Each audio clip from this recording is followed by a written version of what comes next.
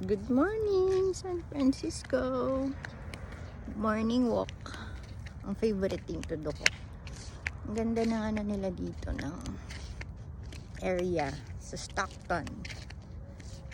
And dito ako nagstay kay Tita Naida. Thank you for inviting me. Mamaya papasyal kami ni Herman. Gawa kami ng itinerary para makita ko ang bridge.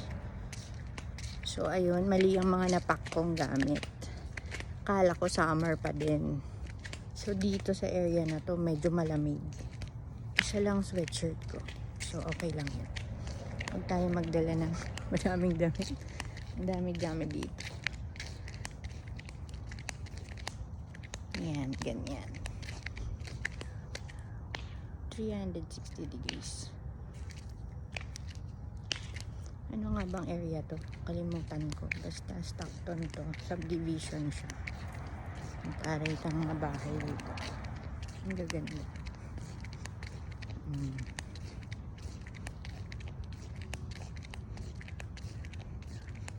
Love it. Actually, gusto ko yung mga colors ng houses nila dito. Parang gusto ko magpa-repaint ng bahay namin.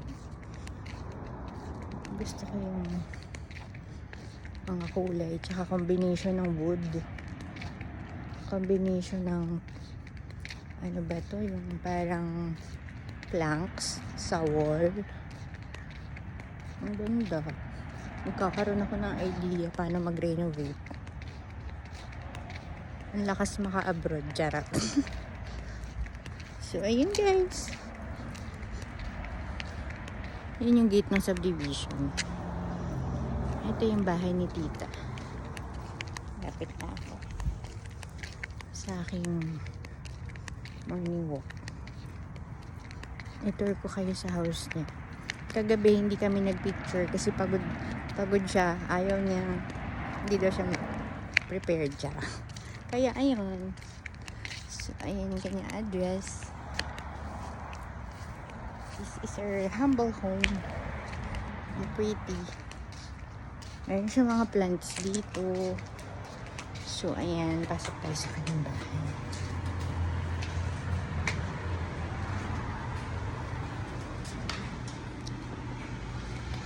So, ayan yung kanyang sala. Yung picture ko kagabi. May naglalaba na naman. Yan lang. Simple. Ay, si Tita. Good morning, Tita. Nandun siya sa labas. Kasi marami siyang plants. Tita, say hi to my video. Sino yan? Wala po. Nagvi-video pa lang ako. Ipapost ko. Say hi.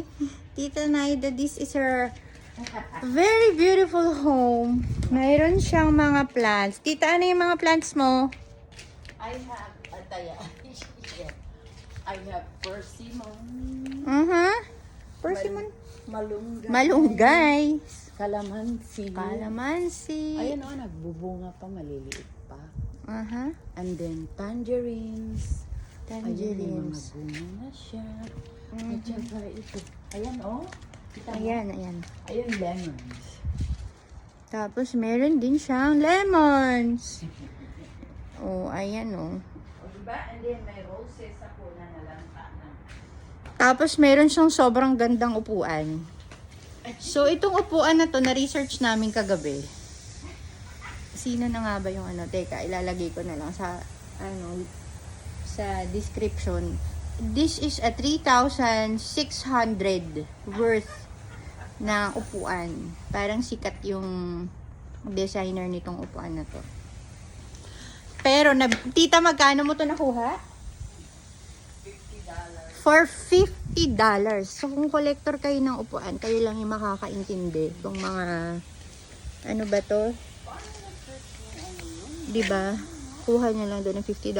Halos itapon na lang nila dito. Pero nung ni-research namin kagabi, oh my God, 3,600 yung worth. Hindi niya alam. Pinapaulanan niya lang at binabasa niya lang. Sabi ko, hindi. Ang ganda-ganda ng upuan. So, ayun. Ngayon, alam na niya. Gusto niya nang ipasok sa loob ng bahay niya. So, ayun. Yan lang. Mayroon siyang mga alagang succulent. Nag-garden na siya. Ako naman maliligo na mamaya para kami ay papasya na. Diba yung kita yung freckles ko sa video? Thank you guys!